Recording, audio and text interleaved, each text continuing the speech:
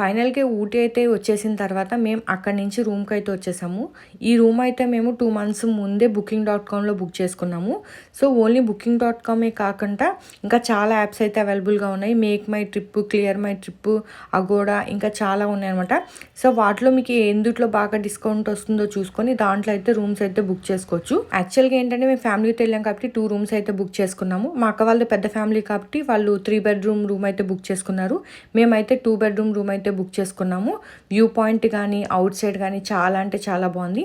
And rooms కూడా చాలా నీట్గా ఉంది. చిన్న కిచెన్ హాల్ కూడా ఇచ్చారు.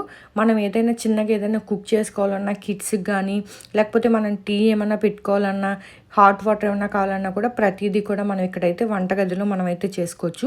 సో బెడ్రూమ్స్ కూడా చాలా నీట్గా ఉన్నాయి. ప్రతి బెడ్రూమ్ కూడా అటాచ్డ్ టాయిలెట్స్ అనేవి కూడా ఇక్కడ ఇవ్వడం అయితే జరిగింది. సో ఈ సమ్మర్లో కనుక ఊటీ ప్లాన్ చేస్తే కనుక ఖచ్చితంగా మీరైతే స్వెటర్స్ అవి అయితే క్యారీ చేయండి.